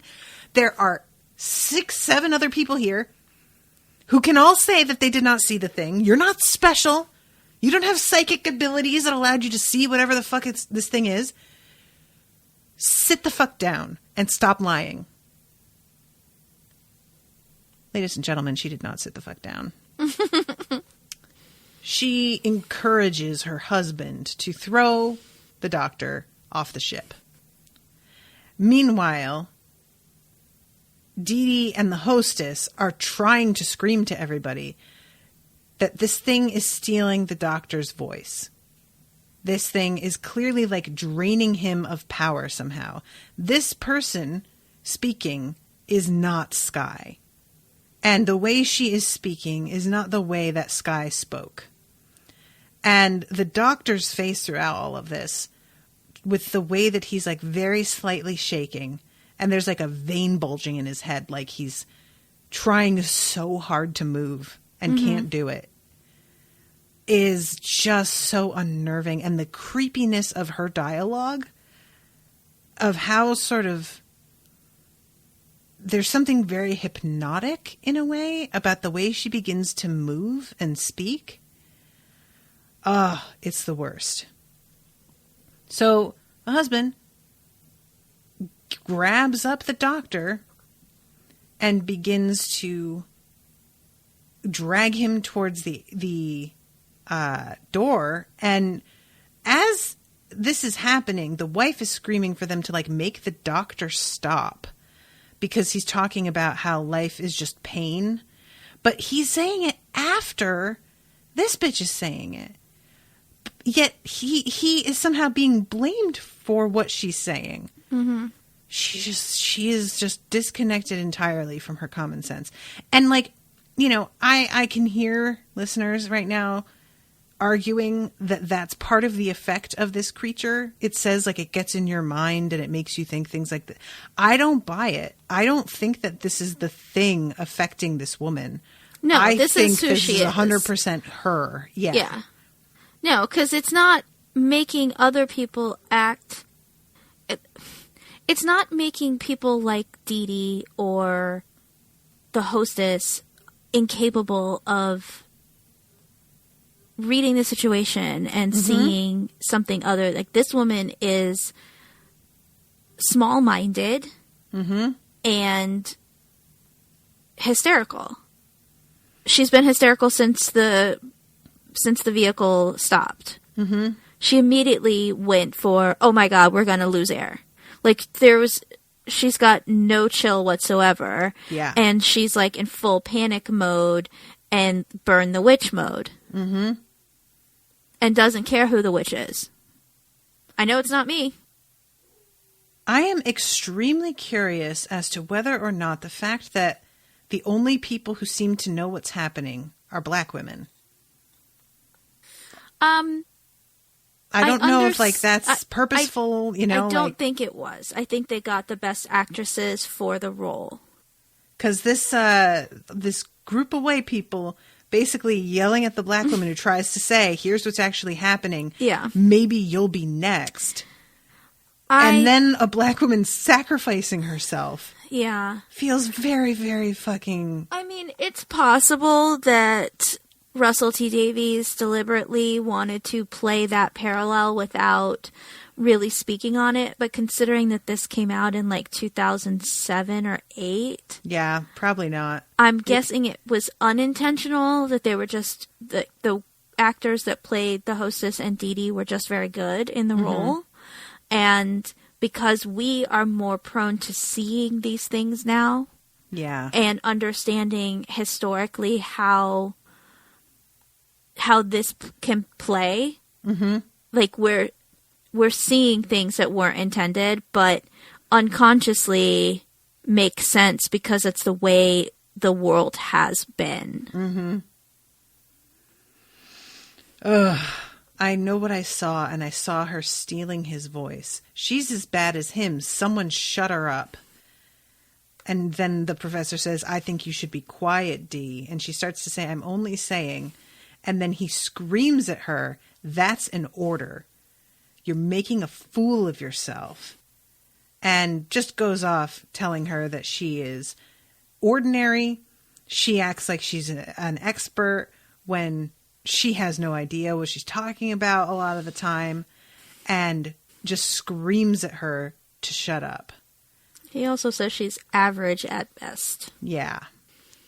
Now, that is the behavior of somebody who is threatened by the intelligence of somebody younger and smarter and can't accept that is even a possibility. Yeah. Yeah, and she's saying, that's what he does. Just listen. That's him inside. We should, and somebody says... we should throw him out. And she says, don't just talk about it. Do something. And yeah, he's dragging the doctor. The doctor's foot gets caught at one point. I don't believe this is purposeful. It's just an accident of fate that his foot gets caught and it keeps him from being thrown out. And the hostess, meanwhile, is getting more and more upset because she's trying so hard to fucking explain to them, and it seems so clear to her, and they are just not listening. And what happens here is this bizarre, like, sort of, this almost felt like Lynchian to me in a way, this part, because it's them like trying to drag the doctor and not succeeding. Like they're running into all these weird roadblocks that is causing all of them to yell at one another at how they're not doing it fast enough. Are you an idiot? Help me out. What kind of man are you? All of this stuff over the woman repeating, or her like saying her dialogue and the doctor repeating after her. And the combination of this like almost rhythmic dialogue that gets repeated with these people like screaming to each other over it. It's just so sinister. I hate it. I think that's partially what makes the hostess notice that there's still something off about Sky. Because she finally begins to say, like, she says, molto bene. And the hostess stops and looks at her. And you see when she says that, the doctor's eyes get kind of wide. Like, I'm imagining that he's still in there and he hears her say that and is like hopeful that this will be the thing. Mm-hmm. I don't know am I reading into that too much? No, I don't think so. Because I feel like it's the hostess that says molto bene, right? No. It Sky? It's Sky. Yeah, okay. She says molto bene, and then follows up with allons-y, and that is when the hostess says that's his voice. It's taken his voice, right? And poor Dee Dee has got her hands over her ears and is crying, and she finally says it's her, and she looks at her. And Sky sees the expression on her face and kind of her smile drops. And she grabs her and opens the doorway and holds her in front of it. And just a moment later, they get like sucked out. But she has to hold her for like a certain number of seconds. Because she's counting down. Dee Dee talks about earlier how if the doors opened, there's a 6-second delay before the like shields or something actually go down. Okay. So yeah, they get sucked out and everybody inside is like screaming because they don't know exactly what's happening. But the moment that Sky is gone, it's clear like the doctor's himself again. Mm-hmm. And nobody says anything for a minute. It's just everybody sort of settling down, and there's a feeling to it of them all like coming back to their senses, like it was just a terrible dream or something. And the doctor sits up and fucking Val says, I said it was her. And the doctor just fucking stares at her. Mm-hmm. Stares. And she finally just like can't maintain eye contact anymore and looks away. But God, I hate her so much. I know that he is real shook and that there is no reason for him to like to take the time or energy to scream at her. But I wanted him to really bad. I just wanted him to like get up in her face and be like, you fucking idiot. What did I fucking tell you? But no. So it cuts. And I thought we would go back to the resort. But instead, when we come back, they're just sitting there getting an alert from the rescue vehicle that is here. And I have to say, I liked this a lot. Because everybody is still just sitting there in dead silence, really far apart from one another. Like the husband and wife aren't even near each other. And nobody is like celebrating. There's no sense of like, thank God we're getting out of this. Everybody is just exhausted. And the doctor asks if anybody knew the hostess's name. And nobody does. Which is fucked up. Mm-hmm. And the professor, when he says, I don't know, really looks like that's making him think for a minute. Like, just he's startled by the fact that he has to say, I don't know, ever. Yeah, because it's that thing of we're privileged enough to be able to afford this fun little trip to a sapphire fall. And here's this servant. And we didn't bother to ask her name because why would we? Yeah. She's the servant. Yep. But she's the one who saved them all, and not one of them knows who they can even attribute it to. Yep. Man, they didn't deserve it. Y'all shouldn't have been saved. And I do want to mention, too, that at one point they're like asking the doctor why he thinks he's so special and yada, yada, yada. And he says something about how he's really clever. Yeah. And they all look at him like they are just disgusted. And I love the fact that this was a situation in which being the smartest in the room did not matter at all in any way. In fact, it might have been a disadvantage because it seems as if the fact that he is so curious put him in the line of fire. Yeah. Like, if he had not gone up to her and tried to really connect with her and understand what was happening and make eye contact the way that he did, maybe it wouldn't have been able to take hold of him. But it also, if he had just left it alone, it would have gotten off of this little bus and gone and spread. I wonder what that would look like. Yeah. Scary. I'd like to see that. That would make a good movie.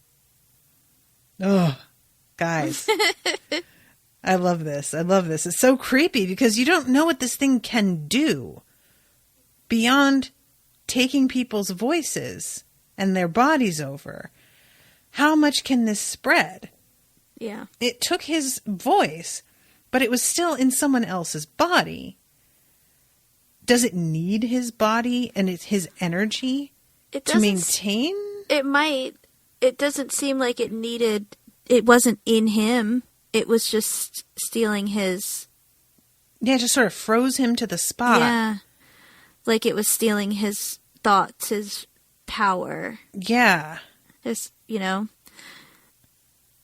So it takes over one person and then basically just. It's like a spirit vampire. Interesting. Like a life force thing. Yeah.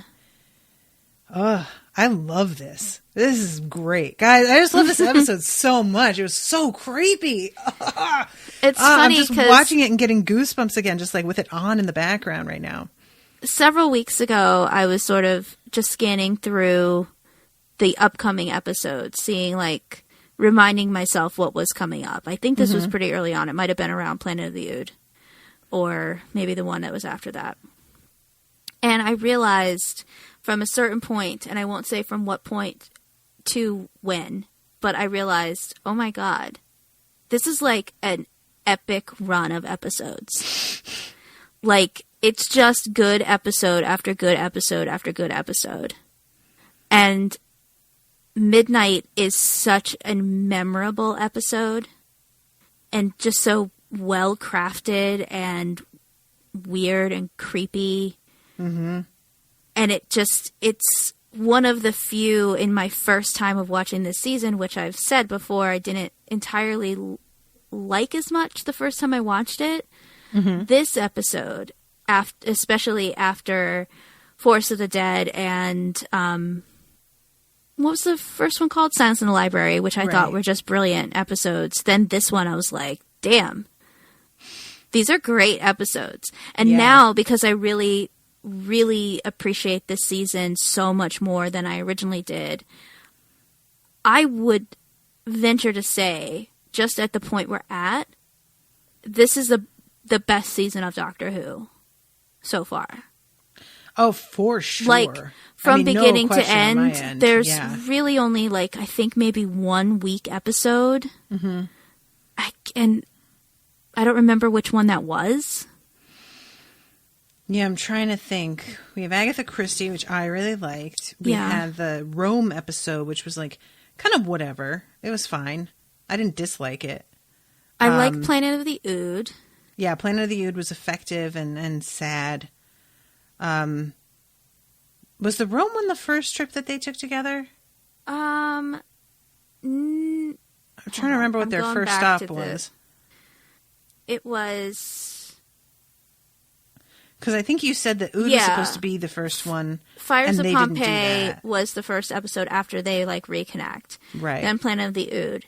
So yeah, it was the Sontaran Stratagem and the Poison Sky, I think, are the weaker parts of this season. Right, yeah. Unfortunately for Martha. But then Doctor's Daughter, Unicorn and the Wasp, Silence in the Library, Force of the Dead, Midnight. That's a pretty epic run. And I know you didn't love the Doctor's Daughter very much, but I feel like it set us off on an arc of just really solid writing and really interesting stories that they're telling. Yeah, that's so funny though. When you said Centauran Strategy and Poison Sky, I was like, oh, right. completely forgot about them. Yeah, when you look back at these other episodes, Pompeii, Ood, all of this stuff, even the first one, Partners in Crime, which is such a fun little romp with the cutest little aliens of the world, everything's just so, it's at such a higher level. Yeah. And then those 2 episodes are like, well, these easily could have been slotted into any other season. And that's not to take away from seasons 1 and 2 with Rose, because everyone knows I love Rose Tyler. Mm-hmm. And I love so much of what were in those seasons. But when you actually pick these things apart the way that we do, they aren't the strongest episodes. They just are where my heart fell in love. Right. With the show. And there's a lot of like, ugh, in there. And in this season, there's just not any of that. Mm-hmm. Like, I think The Doctor's Daughter is really the only episode so far this season where you were like, I just didn't like it. Mm-hmm. Yeah, it is. The other ones, I was just like, there was a lot of like boring, drawn out parts, but I at least enjoyed these moments. The Doctor's Daughter was really one of the only ones that I was like, I didn't like any of this. Yeah. So, yeah. So yeah, this episode on IMDb has a 9-star rating. Silence in the Library and Force of the Dead have 9.4 and 9.5. This one's better. I loved those episodes, but this one was better.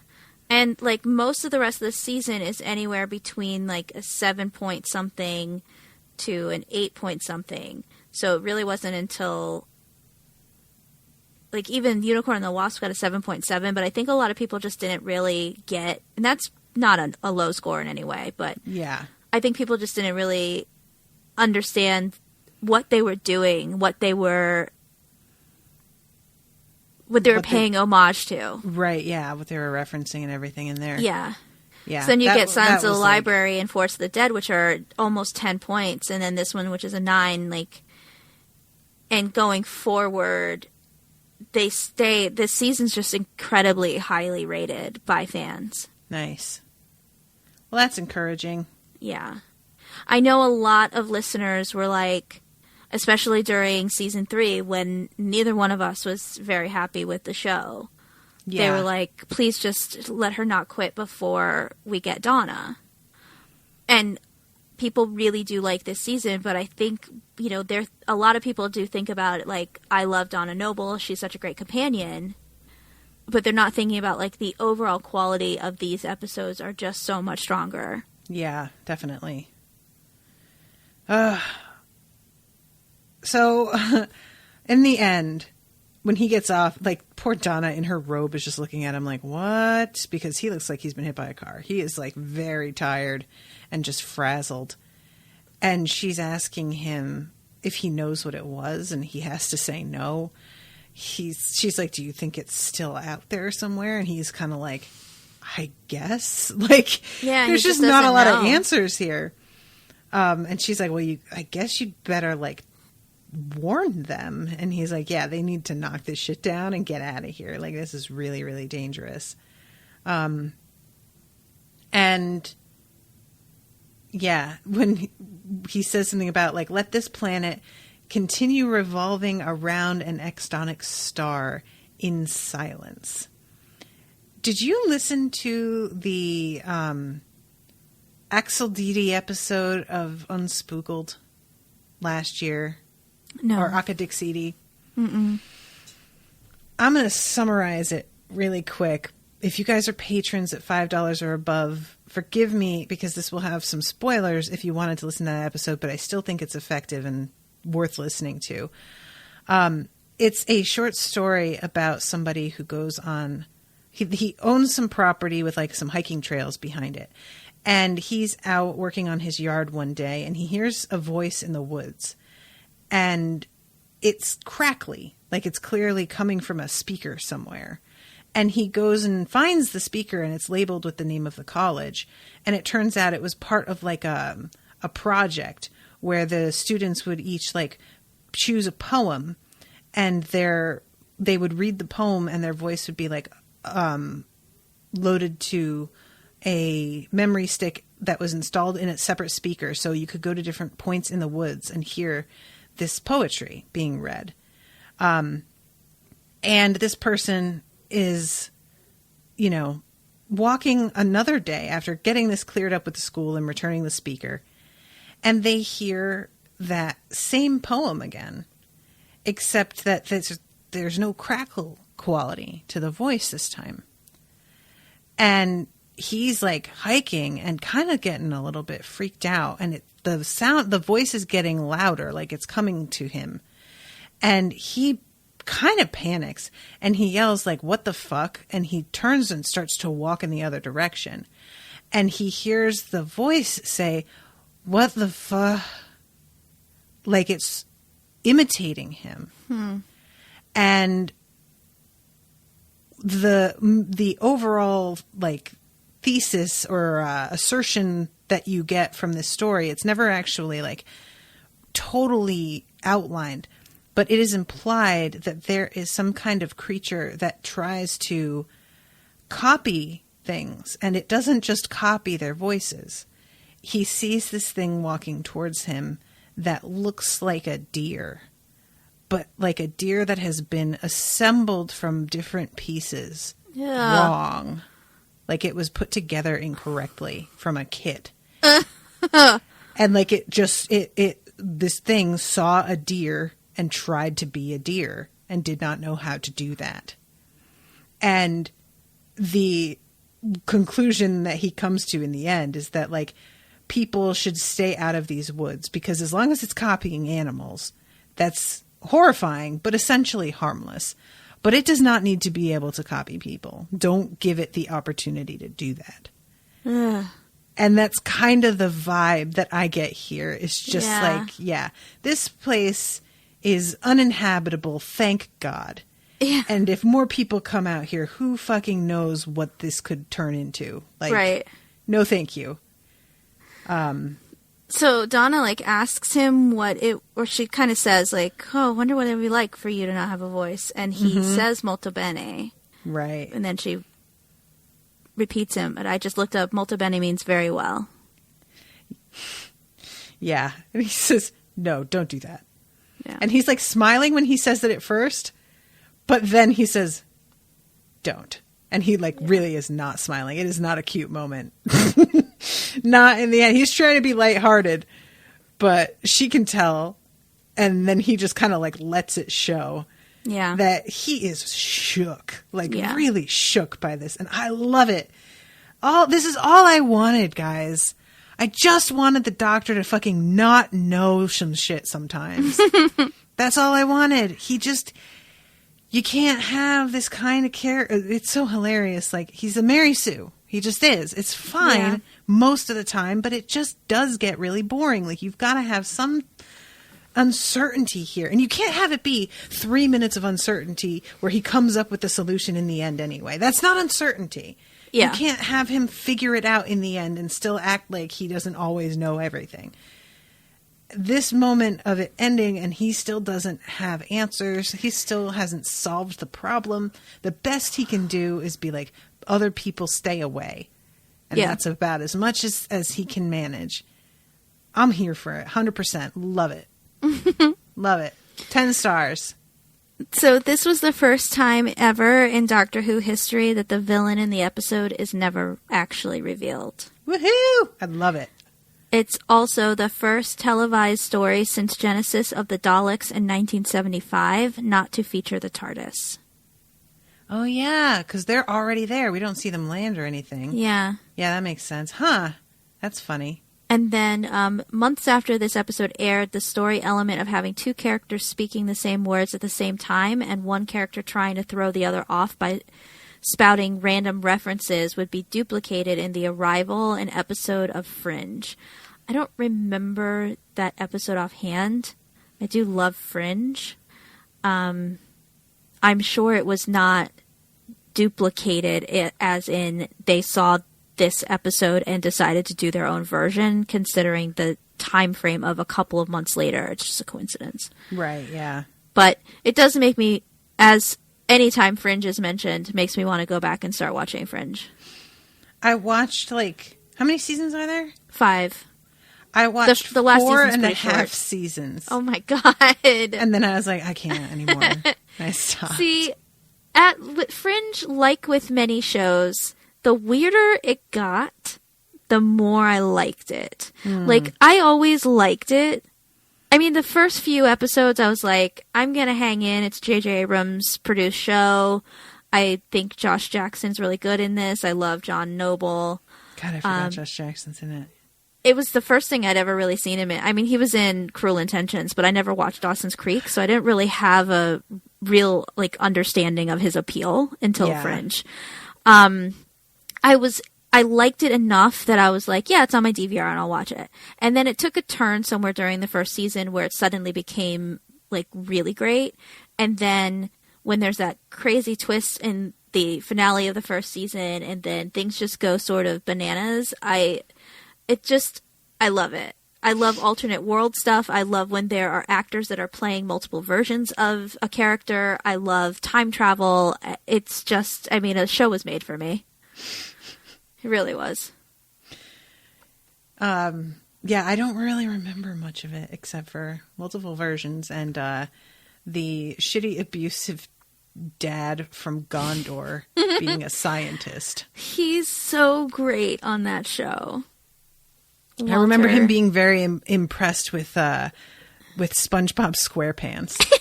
That's like my one thing that I remember. That character is just such a fucking delight. I met him a few months ago. He came into the Starbucks, a fancy Starbucks that I was working at for a couple of months.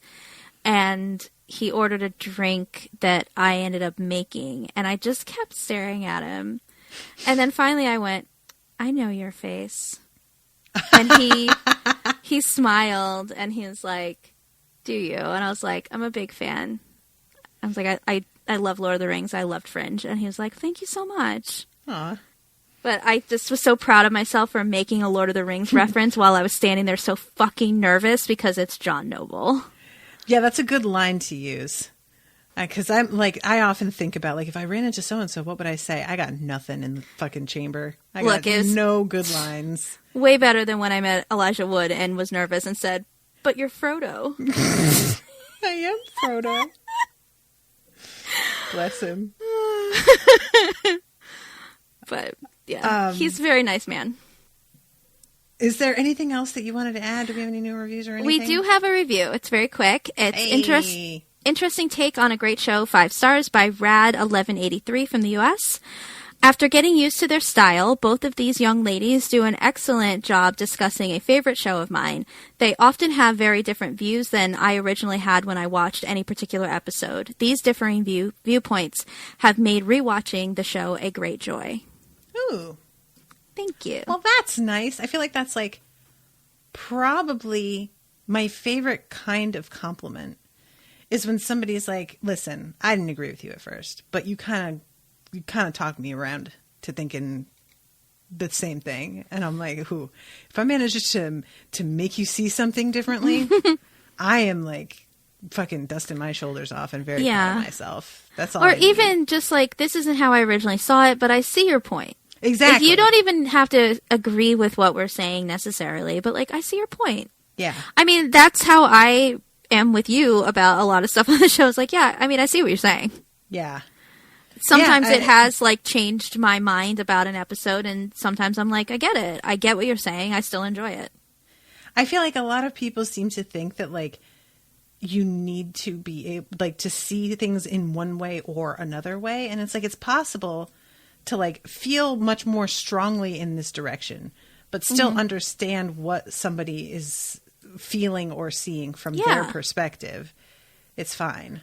Yeah, that happened with Krista and I on Lost a lot, where she would view it in a way that never even occurred to me, which is one of my favorite things about Lost, is we all watch the same thing, but somehow interpreted things that happened differently. Right. And she and I would discuss things, and she'd be like, well, no, because this, if it was this and this, and I'd be like, no, that's not how I saw it at all. Yeah. And it led to really good conversations where I would be like, I totally get what you're saying. She completely changed my mind about characters I didn't like and made me like them. See, that's my favorite, personally. Yeah. And I brought her around on characters that she didn't think she would ever care about, because I was seeing things in those characters that she had a block about. Mm-hmm. And it's so funny how the blocks can happen too. Like, an actor can just kind of look like somebody that you know that you don't like. yeah. And you're just like, I hate this person. Like, it doesn't have to be because of something in the show. It could just be your own personal shit, like clouding your judgment. Or it can be that certain characters on that show were drawn in a specific way at the very beginning. She made a decision about what type of person that character was, and could not understand why I loved him. Right. And it took a while, and it's not like I actively was like, you need to love him too. It was just, I was seeing his actions in a way that I was sympathetic towards. And me expressing that made her go, okay, I see what you're saying. Yeah, there's a lot for me in terms of, like, I'm covering for Spoil Me, The Magicians. And there's a character on there that somebody recently, like, reached out and was like, I really fucking hated this person. And was it Quentin? No, because I hate Quentin. He's terrible. It's Julia. Okay. And I still like, don't like honestly, her. if you're just fucking mainlining episodes, or if you're watching them at a sort of surface level, she seems like the fucking worst. And you're just like, just get lost. You're ruining everything. But if you like take the time to actually think about what she's going through and what's happening to her, the story is screwing her over and over again. And she is just trying to fucking hold on to some semblance of a choice in anything. And this person was just like, I just did not see that at all. I fucking couldn't stand it. And whenever she was on screen, I was just like yelling at her. And now I'm hearing you and I'm like, oh my God, I totally was not being fair. And it's really easy to do that with characters. You just like, so yeah, I feel like that's the best kind of review. So thank you for that. I appreciate you. Thank you for that. I don't know who this is, unlike our last one, which did turn out to be Jake. Hey, Jake. Jake! That's so funny. And I'm going to say hi to new patrons. We have Ayla Dunbar, Nicole, Travis Morgan, Justin Proctor, just says A, letter A, Jess Waltman, Laura Deal, Ivano, and Jeffrey Ketchum. All became patrons in the past couple of weeks. So thank you very, very much to all of you. Super, super appreciate all of your support. I hope that you guys are enjoying the patrons-only shows I'm currently covering. In the interim, while Miles is on paternity leave, I am covering Great British Bake Off with Krista. I listened to that yesterday while I was doing our holiday setup. Oh, that's a perfect thing to... Oh, I love that. I like being a part of people's holiday setups. So yeah, if you guys are a $5 and up patron, you can get access to that. If you are $10 and up, you get a monthly postcard. If you are 15 and up, you get to join me bi-weekly for live episodes or live coverage of the reread of Harry Potter with Rashawn. You can join the Crowdcast for that. And $20 and up, you can get exclusive access to Unsober, which is a bi-weekly show that Rashawn and I do also live. And it is about various topics where we just discuss our thoughts and feelings on them. The most recent one was on Halloween candy. The one coming up this Saturday that we will be doing is about bad sex and our various experiences and terrible stories of caution. I have one that I cannot wait to share that I read from somebody else that fucking had me rolling. And it involves anal beads. So you guys can just sort of let your imagination run wild. And oh, boy. If you want to know more, listen to this show. All right. Anything else that you want to add, ma'am? Hey, if you're going to Starbucks to get a free cup, be nice to your baristas. Guys, be nice to your baristas anyway. If you use the app to purchase, leave a tip. Seriously. If you've got some change, leave a tip. Tip them. They're shit running their tits off out there. All you have to do to leave a tip on the app is to have it push notifications, and it'll push your receipt. And when it pushes your receipt to you, that's when you can tip. It's the only way you can do a tip. Most people don't know that. Do it. Because mine, for a little while, it wasn't working. I would, Really? It would like pop up and I would click it and nothing would happen. And then it would just go. It would just disappear. Yeah, But that then it app, came that back. app has been, it's had its glitches. Yeah. But yeah, like these people work hard. You think it's just making coffee, but it's a lot. You got to And- remember 1,000 things, you guys. Yeah. Like, I don't get tips. I'm not benefiting from it. But I have a really hardworking staff who got the shit kicked out of them today because of a bunch of free cups. People were really, really mean to them. So just be nice to your baristas. It's the holidays. Be nice to your baristas anyway all year round, but it's the holidays. We're working hard. Yes. Oh, and speaking of holidays, if you are going to be shopping on Amazon, go to unspoiledpodcast.com/Amazon to do your shopping, and you will support us indirectly. We get a little sliver. We get like 3%, but if enough people do that, it really fucking adds up. And It's the only way I use Amazon now. I put things on my phone into my cart, and then I'll go on my laptop to actually buy it. see, be like Jamie. You can bookmark it too and use it as your like exclusive Amazon link. And yeah, it's just super helpful. And I don't wind up like getting paid for whatever I make until 2 months after purchases are made. Like it's a big delay, but in some ways it's perfect because I am so broke after Christmas.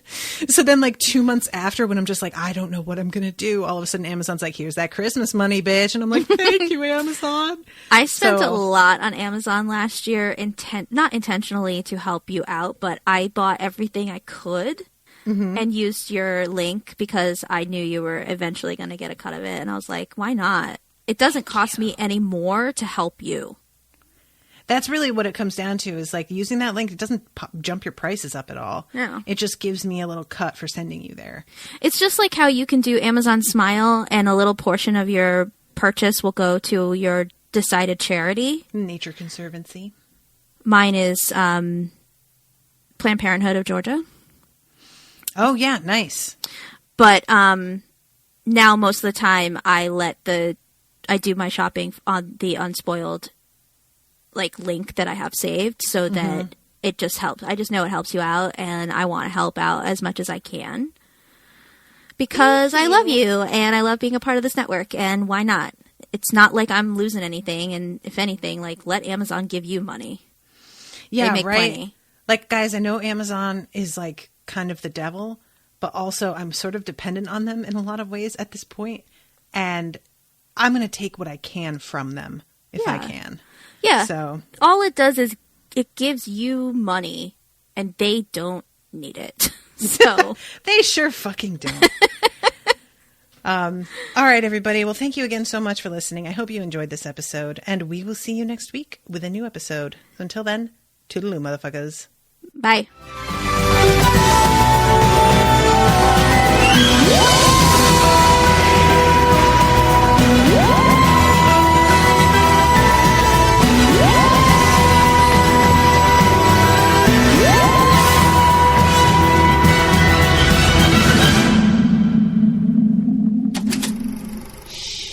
That was an Unspoiled Network podcast.